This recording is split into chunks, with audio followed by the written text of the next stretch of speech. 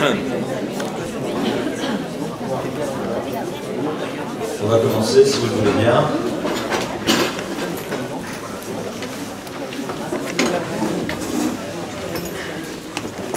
Erev Tov, bonsoir à toutes et à tous.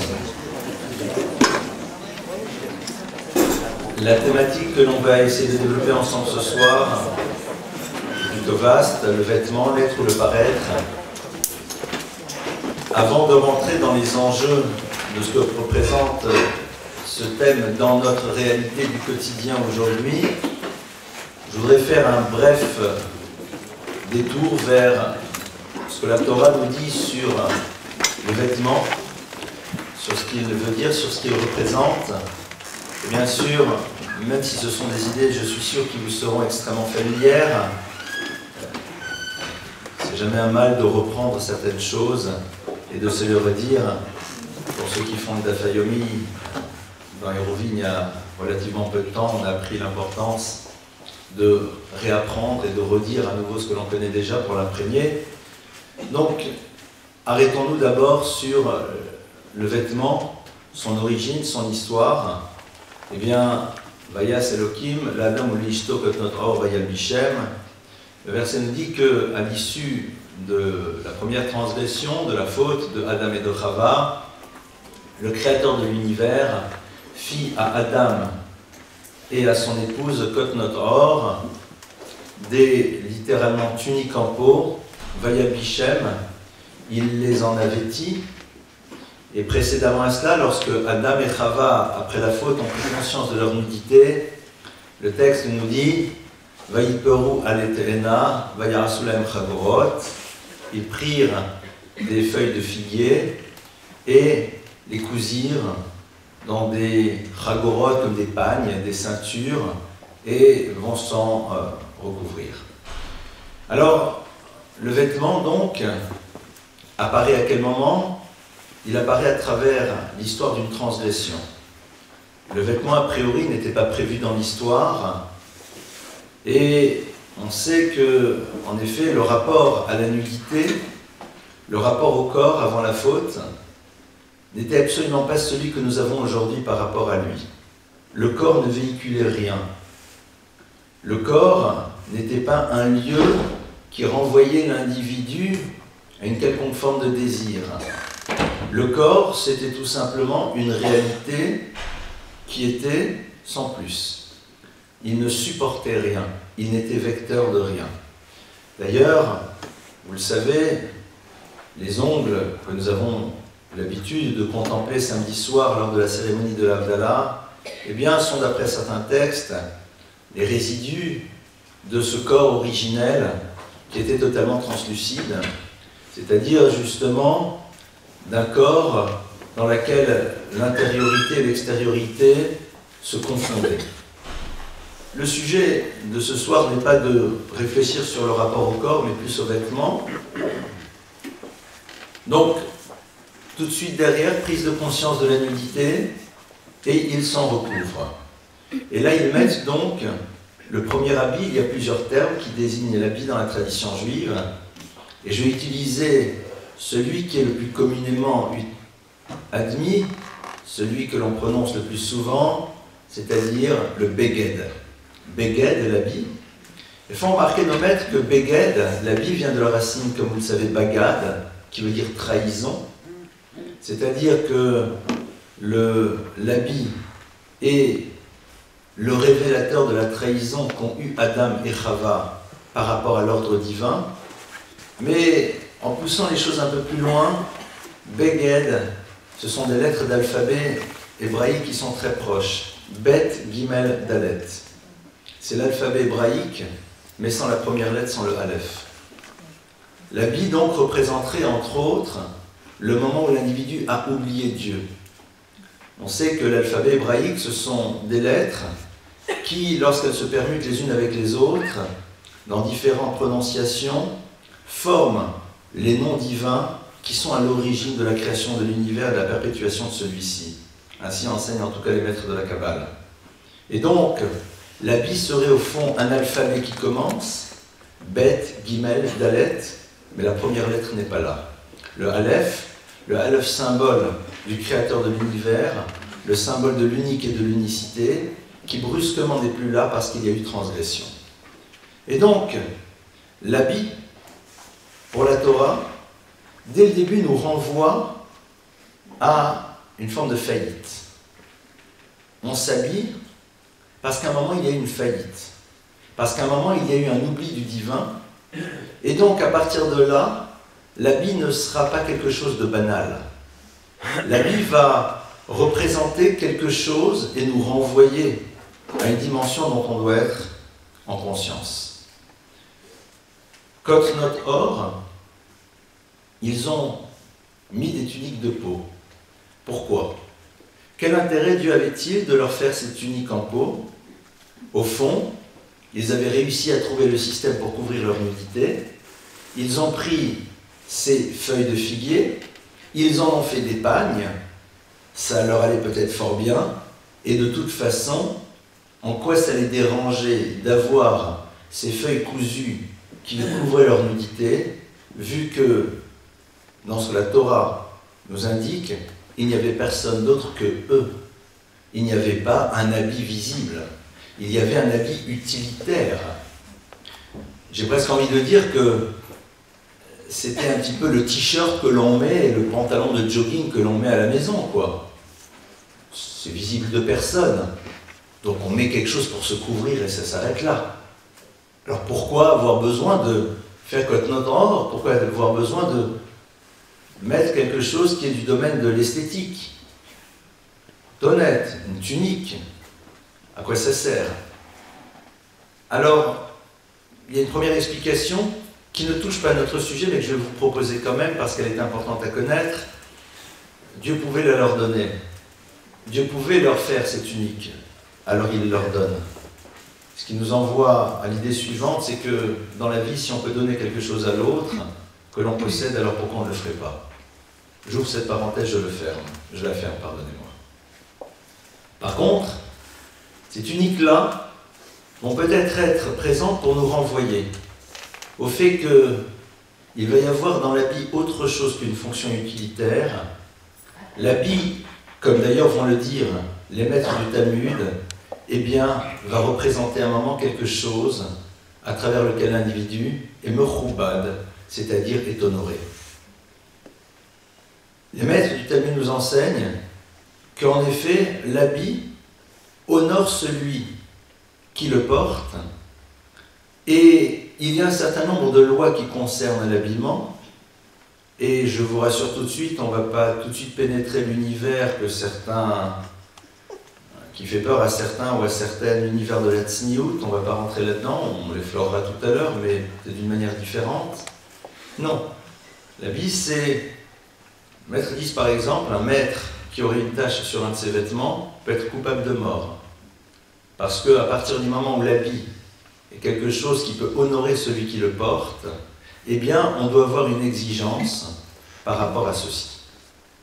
Rentrons, si vous le voulez bien, maintenant, dans quelque chose de beaucoup plus concret, parce que on a voulu poser le problème de l'être et du paraître à travers l'habillement, et l'habillement n'est qu'un des vecteurs à travers lequel se pose la question de l'être et du paraître. Il y a une très belle histoire, qui est vraie, de ce maître qui avait l'habitude, lorsqu'il n'était pas encore très connu, et qu'il voyageait encore à pied, ou éventuellement à dos d'âne ou à cheval, il se retrouvait chaque année dans une petite commune, dans un petit village, et était accueilli là-bas par le maître d'école. Celui-ci l'accueillait. Le maître n'était pas vraiment connu, mais il était déjà maître. Et puis un beau jour, ce maître commence à être de plus en plus connu, et il continue ses voyages et ses pérégrinations à travers différents villages. Et il se retrouve un jour dans ce village dans lequel il a l'habitude d'être accueilli par le maître d'école, mais là, attention, on sait qu'il arrive, son nom est connu, plus encore, ce n'est pas sur un cheval famélique ou un âne qu'il arrive, mais dans un beau carrosse tiré par de fringants chevaux. Alors bien sûr, toute la communauté va à la rencontre, et les hommes les plus riches du village se disputent l'honneur de pouvoir accueillir le maître chez eux. Et puis à un moment, il y en a un qui qui l'emporte, et il va s'incliner respectueusement devant le maître et dit « Maître, pouvez-vous, je vous en prie, venir chez moi ?» Et celui-ci lui dit « Donne-moi ton adresse. » Et ça s'arrête là. L'homme revient chez lui fou de joie, le maître lui a demandé l'adresse, il y a peut-être quelque chose d'autre à faire auparavant. Et en effet, un quart d'heure après, il voit arriver l'attelage, il se précipite, ouvre la porte du carrosse, et celui-ci est vide. Alors bien sûr, il est surpris, mais que se passe-t-il? Il demande au cocher, mais où est ton maître? Et lui dit, ben, je l'ai déposé ailleurs. Il lui dit, mais mène-moi à cet endroit, et il l'amène où? Dans la petite maison de ce professeur d'école, et le maître est là-bas installé. Et cet homme lui dit, mais enfin, je ne comprends pas, je vous attendais. Et le maître de lui dire, mais écoute, mon cher ami, lorsque je venais, moi, tu ne m'accordais point d'importance, tu ne désirais pas m'inviter. Lorsque je suis venu dans une belle calèche, dans un beau carrosse, tu désires que je vienne. Si j'ai bien compris, ce qui t'intéresse, c'est la calèche, je te l'ai envoyé, moi je reste chez le maître d'école. Cette histoire, eh bien au fond, c'est l'enjeu, je pense, de toute la problématique du vêtement. Nous vivons dans un univers dans lequel le vêtement est la première manière d'être identifié à travers autre chose que ce que nous sommes réellement. Et ça, c'est la réalité du monde dans lequel nous sommes. L'enjeu du vêtement, ce n'est pas la tsniout. L'enjeu du vêtement, c'est la question de savoir, est-ce que je me donne à un moment la liberté d'exister, ou je donne aux éléments qui sont extérieurs à moi-même la possibilité de me donner l'illusion d'exister. L'enjeu, il est beaucoup plus compliqué que des phénomènes de mode. Et il est valable pour tout le monde. C'est-à-dire, ce soir, on ne va pas parler de tsniout, on ne va pas parler de longueur de jupe ou de ce que vous voulez. On peut en parler aussi. On va parler aussi de chapeau noir.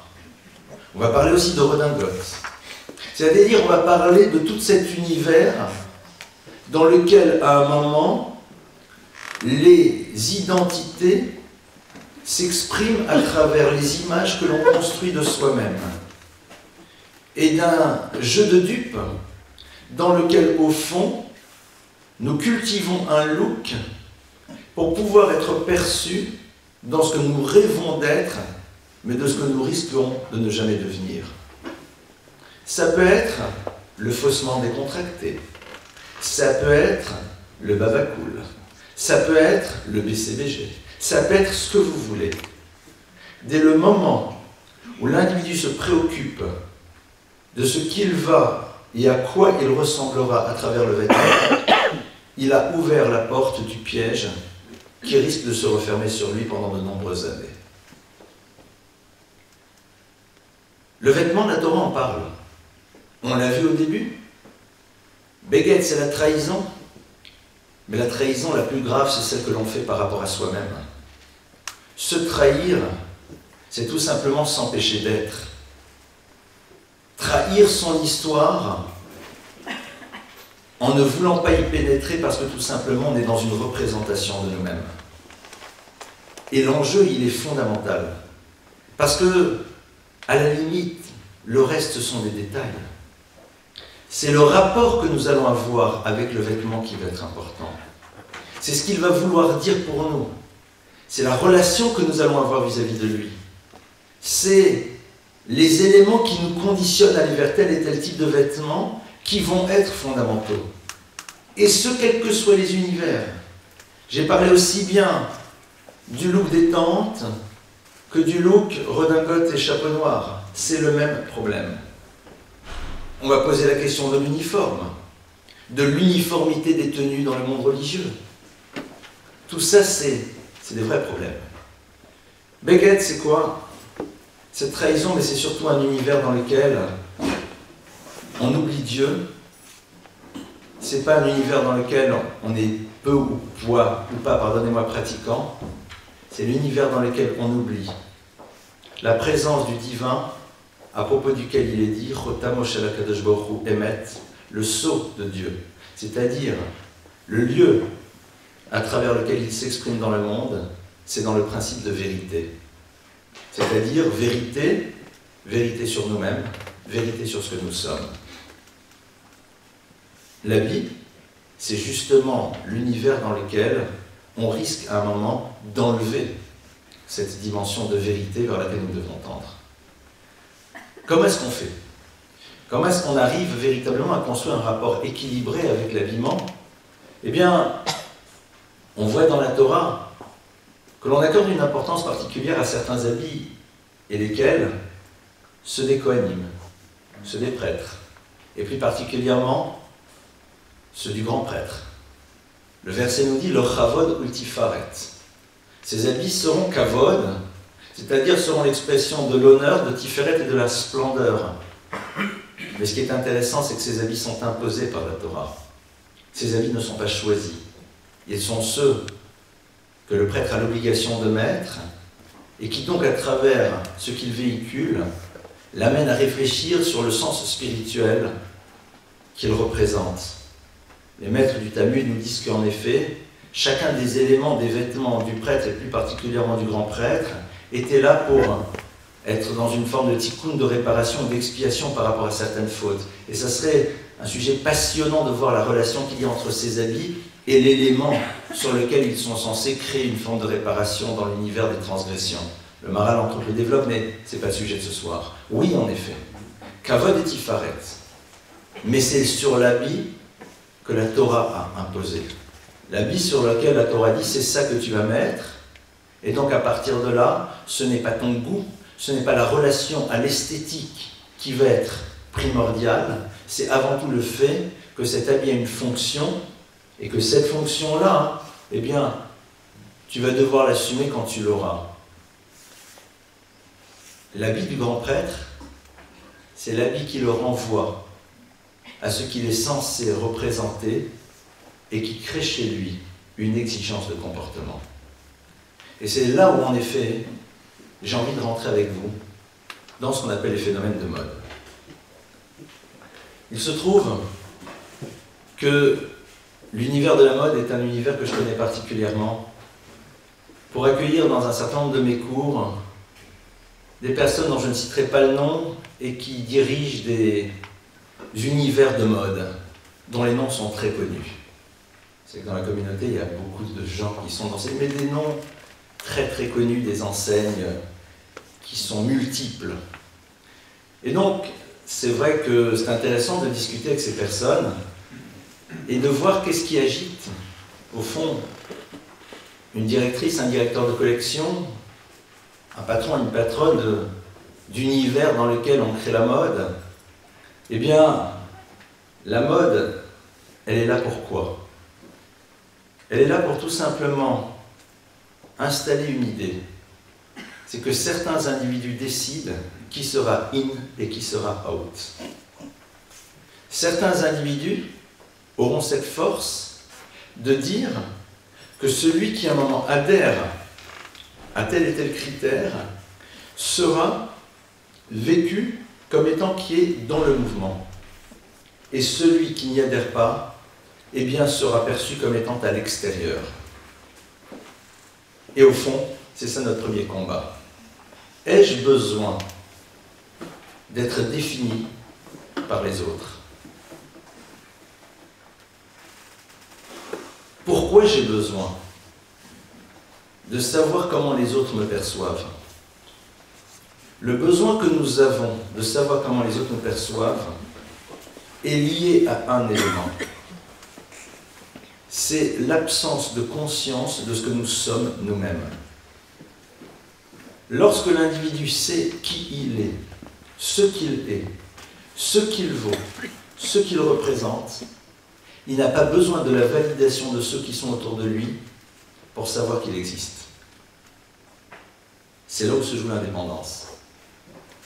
L'indépendance, elle se joue dans cette capacité d'être libre, de ne pas dépendre du regard de l'autre, de ne pas être ce que j'appellerais un caméléon social, de ne pas être celui qui va fonctionner de la manière dont les autres lui demandent de fonctionner pour être accepté par eux. expression de la dépendance la plus totale. Je ne sais pas si vous vous rappelez, mais dans un cours, je vous avais cité cet enseignement absolument merveilleux, dans lequel on voit le prophète des nations Bilham va dire à un moment au peuple juif la chose suivante. Hen am levadadishkon. Le voici, ce peuple, il est solitaire. Et sur place, les maîtres font remarquer pourquoi est-il nécessaire de dire Hen, le voici. Le verset aurait très bien pu dire Amzé, ce peuple est seul, solitaire. Pourquoi dire Hen, le voici? Et on avait vu ensemble le fait que le terme de Hen est composé de 2 lettres, la lettre He qui vaut 5, la lettre Nun qui vaut 50. Or, dans l'alphabet hébraïque, si vous le décomposez dans les unités, dans les dizaines, c'est-à-dire les lettres de Alphatet, et après de Yud jusqu'à Tsadé, eh bien, la première lettre de l'alphabet correspond à la 9e. Aleph, Tet, 1 et 9, 10. Bet, Chet, 2 et 8, 10. Gimel, Zayin, 3 et 7, 10. Dalet et Vav, 6 et 4, 10. Qui est seul au centre? La lettre He. Il en est de même pour les lettres au niveau des dizaines.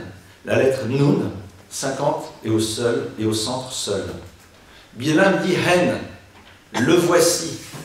C'est-à-dire que le peuple juif a la capacité de ne pas avoir besoin d'un tiers pour pouvoir exister, à l'image de ces 2 lettres qui n'ont pas de correspondant en face. La particularité du juif, et c'est celle qui au fond bouleverse l'univers dans lequel nous nous trouvons, c'est que dans l'absolu, il n'est pas censé avoir besoin de la validation de l'autre pour savoir qu'il existe et qu'il est dans un chemin vrai. L'univers de la mode et du vêtement, c'est l'univers dans lequel on a besoin d'être validé par les autres. C'est l'univers dans lequel on se pose la question de comment nous allons être vus, et non pas de quelle manière nous allons être sus. C'est l'univers dans lequel on apprend que nous pouvons construire une image qui pourrait être plaisante ou déplaisante, qui pourrait être une forme d'identifiant, et qui donc, à partir de là, nous donnera la possibilité de ne vivre que dans une représentation permanente, sans partir jamais à la rencontre de ce que nous sommes ou de ce que nous pouvons être réellement. C'est là où, au fond, se situe l'enjeu.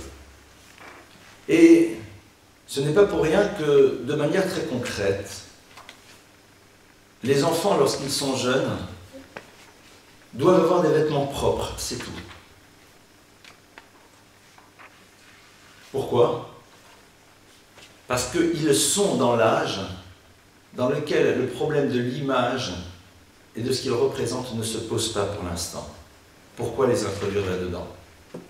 Je me rappelle encore de cette gamine de 3, 4, 5 ans qui sort du GAN et qui dit « T'as vu mon chevignon? C'est Mimi, hein ?» Rendez-vous dans 10 ans, comme disait l'autre. C'est-à-dire, je ne suis pas du tout ici, et certains voudront le voir de cette manière, ça ne me dérange pas, l'orthodoxe fermé, coincé, qui apporte des phénomènes de mode et de l'esthétique, et pas du tout. C'est passionnant l'esthétique. L'esthétique, c'est fondamental. Il est important, en effet, lorsqu'on est adulte, d'être habillé de manière élégante et raffinée. C'est évident. Un homme comme une femme. Parce qu'on voit bien que l'habit est le révélateur de l'élégance intérieure que l'individu véhicule. C'est évident. Mais lorsque l'enfant est petit, eh bien, vous constaterez qu'il y a une forme d'hyperfocalisation aujourd'hui du monde des marques sur les enfants lorsqu'ils sont petits. Pourquoi? C'est intéressant. Parce que tout simplement, c'est les faire pénétrer dans un univers dans lequel ils vont apprendre à donner de l'importance à ce qui n'en a pas. Ceci deviendra pour eux du domaine de l'évidence. Ils en auront besoin. Et quelque part, ils sont les futurs consommateurs. Rappelons-nous quand même cet enseignement du Talmud qui dit « Encore heureux qu'il y ait des imbéciles pour que l'économie marche ». Vous savez, ce n'est pas une condamnation, c'est un constat. Et comme on l'a vu, le problème, ce n'est pas la chose, c'est le rapport que l'on va avoir avec elle, et c'est surtout ce que ça va construire à l'intérieur de nous. C'est ça, au fond, le premier enjeu. De manière très concrète, parce que je veux mettre de l'ultra-concret dans ce cours et pas juste rester au niveau des concepts, les parents, quels que soient les moyens financiers dont ils disposent, doivent être vigilants pour que tout ce qui est l'univers de la marque et l'univers de ce qui est actuellement se porte soit totalement, complètement, absolument banni chez leurs enfants dans leur jeune âge. Parce que tout simplement, l'enfant n'en a pas besoin, et donc, il peut beaucoup plus facilement construire son identité quand celle-ci ne peut pas s'exprimer à travers une image. C'est intéressant de voir les trousses scolaires griffées, les cahiers avec des griffes de je ne sais trop qui. Pourquoi? Toujours le même principe. Ça va même très loin. Les parents sont persuadés que s'il a maintenant le cartable de chez machin, il va travailler mieux. N'est-ce pas, hein? Ça rassure. On a mis 5 € de plus, ça va sûrement mieux se passer. Et il nous convainc, l'enfant. Mais pourquoi il nous convainc? Pourquoi un enfant dit « je veux ça » Parce que tout simplement, il vit dans un monde dans lequel il a l'impression que s'il ne l'a pas, il sera out. Ou alors il a envie d'exister à travers. Mais on est face ici à un problème fondamental. C'est d'un enfant qui va devenir dépendant des univers qui l'entourent. Qu'est-ce que ça va construire comme jeune et adulte par la suite? L'enjeu, il va bien au-delà juste de la problématique de la mode. Il va bien au-delà de la problématique de savoir si ça se met ou si ça ne se met pas. L'enjeu, c'est au fond la construction de quelqu'un qui saura être indépendant à l'intérieur d'un univers qui lui demande justement d'être totalement dépendant des systèmes qui l'entourent. C'est là où, au fond, les choses commencent. Parce que je vais vous dire la suite, c'est quoi? Je vais être un peu brut de décoffrage, et je m'en excuse. La suite, c'est peut-être pas valable pour vos enfants, mais ailleurs. Puisqu'au fond, on est dans un univers dans lequel c'est ce que les autres disent de ce que l'on est qui va déterminer ce que l'on pense être. Alors à 12 ans, ça va être, dis-moi, t'as déjà embrassé? C'est la suite logique. Et là, je suis dans le soft, ça peut aller beaucoup plus loin, et ce sont les réalités. Ça provient de cela. C'est-à-dire le fait qu'à un moment, il faut être accepté à travers quelque chose qui n'est pas nous-mêmes, mais qui est une forme de carte d'identité. Carte d'identité du vêtement, carte d'identité de l'attitude, carte d'identité du look, carte d'identité du style de portable, et c'est cela qui vous place quelqu'un. En français, on dit « c'est pitoyable ». Et je pèse mes mots. Parce que, comme je vous l'ai dit, l'enjeu, il va bien au-delà juste d'un problème de look. Il va bien au-delà juste du problème de la marque. Ça, c'est déjà la première règle. Et je pense que nous, en tant que parents, devons avoir cette force de savoir résister. De savoir, en effet, ne pas tomber à l'intérieur de ce piège à l'intérieur duquel l'enfant risque de se complaire à terme. Ah, me direz-vous, mais qu'est-ce que l'on fait lorsqu'un enfant se sent ridicule par rapport aux autres? Cruauté des autres, tellement présente, qui se moque de celui qui n'a pas ou n'est peut-être pas capable, ou tes parents n'ont peut-être pas assez d'argent, parce que vous savez, dans les cours de récréation, c'est pas détendre. Hein. C'est pas détendre. Loin s'en faut. Alors il y a des enfants qui sont des enfants que j'appelle des enfants Burberrys, c'est-à-dire, et vous voyez quelle référence je prends, ces imperméables sur lesquels tout coule, des enfants qui sont en distance naturellement et qui n'ont aucun problème par rapport à ça, et vous avez des enfants qui sont très dépendants de cela, pour de multiples raisons. Comment vous faites? Allez, le mail, c'est bien gentil, mais le gosse il est là, il n'en peut plus que les autres se moquent, que lui n'a pas alors que les autres ont. On fait quoi, Tachles? Je vais vous proposer une solution, c'est peut-être pas l'unique, mais c'est une piste, une ouverture. Tu veux, on va prendre l'univers des baskets, mais je veux des Adidas. Et là, il va vous faire le pitbull. Parce qu'en vérité, je t'explique, les Adidas, c'est super, machin, et je t'explique. Bon, on connaît les arguments. Non, c'est pas vrai. Il veut la marque aux 3 bandes. C'est ça qu'il veut. Super. Alors dans ce cas-là, on regarde, on lui dit, ça te ferait plaisir? Oui ou non? Ça te ferait plaisir? j'ai envie de te faire plaisir, je te les achète. Mais n'essaie pas de me convaincre. C'est-à-dire, à un moment, on peut dans certains cas dire à l'enfant, la seule raison pour laquelle je l'achète, c'est parce que je me rends compte que tu en as besoin, parce que ça te ferait plaisir, parce que sinon tu n'arrives pas à savoir. Et derrière, on sait quel est notre travail. Derrière, on sait qu'il y a un travail à faire pour aider cet enfant à se débarrasser du poids, de ces regards parfois extrêmement durs des univers dans lesquels il évolue, qui lui donnent l'impression d'être inférieur parce que tout simplement, il n'est pas capable d'être l'imitateur, parce que tout simplement, il a envie, ou nous avons envie de lui donner les moyens d'avoir une vraie personnalité. Regardez, on voit les gens, et puis on déduit de la manière dont ils se présentent ce qu'ils sont. Mais une fois que vous avez enlevé les oripeaux, qui y a derrière? Qui est présent? C'est là où la question est intéressante. Qui sont les hommes qui sont derrière ces costumes Prince de Galles, même si c'est très joli, mais qui vont chercher à les mettre parce qu'ils savent que ça crée une image? Quelle est leur, comme on dit en yiddish, Menschkeit? Quelle est leur capacité d'être des gens qui ont des exigences par rapport à eux-mêmes et qui font qu'il y aurait une forme de correspondance entre l'image qu'ils présentent d'eux-mêmes et ce qu'ils sont réellement dans leur chambre d'hôtel, seul face à une télé ou à autre chose? C'est ça qui est intéressant. Et vous le voyez d'ailleurs, c'est passionnant dans l'univers même des yeshivot. Avant la guerre, il n'y avait pas beaucoup de chapeaux noirs. Vous voyez des photos avec des maîtres qui sont avec des costumes gris, blancs, crème, que sais-je. Et quand vous savez qui sont ces maîtres, quand vous voyez des maîtres, aujourd'hui on aurait dit, mais c'était qu'ils étaient tellement construits intérieurement qu'ils allaient acheter le costume qui était en vente.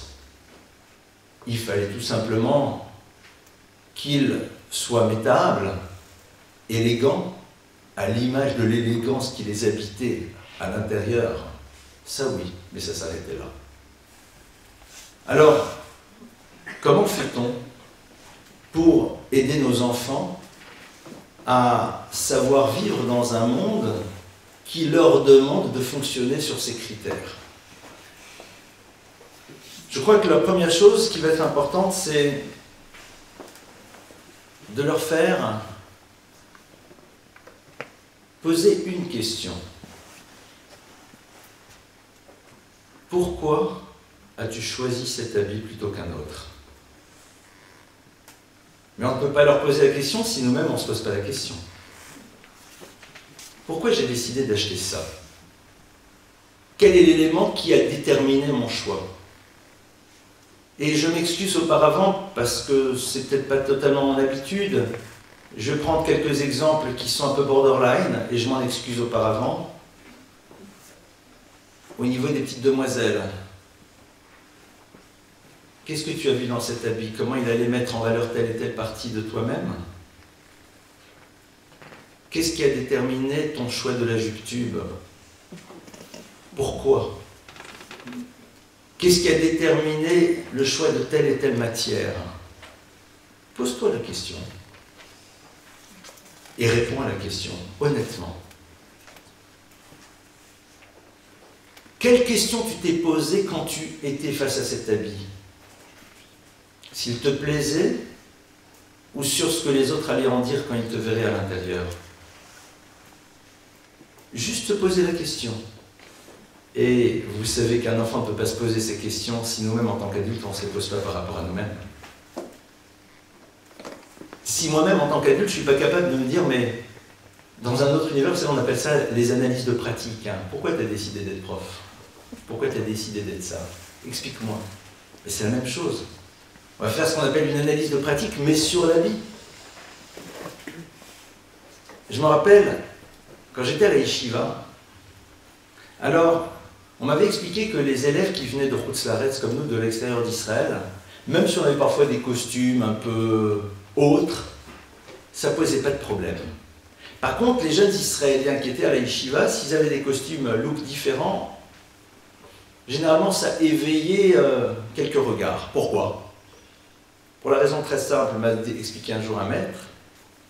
Il m'a dit, toi, tu es à Paris, tu vas dans un magasin, tu achètes ce que tu trouves. En Israël, dans un certain univers, pour trouver ce que toi tu portes, il faut vraiment le chercher. Alors qu'est-ce que tu cherches? Regardez aujourd'hui, même dans l'univers de l'uniforme religieux, comment on travaille sur le problème de l'image. Alors le costume, cintré, moins cintré, très cintré, trois quarts cintré, la chemise, comme ci, comme ça, 3 boutons, 2 boutons, 15 boutons. À un moment, vous avez même la mode sur les chapeaux. Mon chapeau n'est plus du tout à la mode, il va revenir sûrement d'ici 5 ans, si je l'ai toujours d'ici là, parce que comment ça sert vieux. Le serrette, le bandeau, là, la bordure, fine, large, moins large. Qu'est-ce qui se passe? Comment ça se fait? Alors, on va ouvrir ici autre chose. L'habit comme étant une forme d'exutoire, un lieu de compensation par rapport à un plaisir que l'on n'arrive pas à prendre par ailleurs. L'habit qui serait comme une expérience de plaisir par rapport au fait qu'à un moment, on se regarde et on se plaît, parce que lorsque l'on ouvre les portes de notre propre intériorité, peut-être qu'on se plaît beaucoup moins. Alors, on a besoin de se plaire. On a besoin de se rassurer sur soi-même, alors on va rentrer aussi là-dessus. Ce qui reviendrait à dire que pour ne pas tomber dans ce piège, il faut accepter que, eh bien, nous pouvons aussi ne pas être totalement parfaits, mais apprendre à nous aimer nous-mêmes et ne pas juste aimer l'image que nous projetons de nous-mêmes. L'élégance a sa raison d'être. L'élégance a sa raison d'être. L'élégance, c'est quelque chose qui a sa raison d'être, c'est vrai.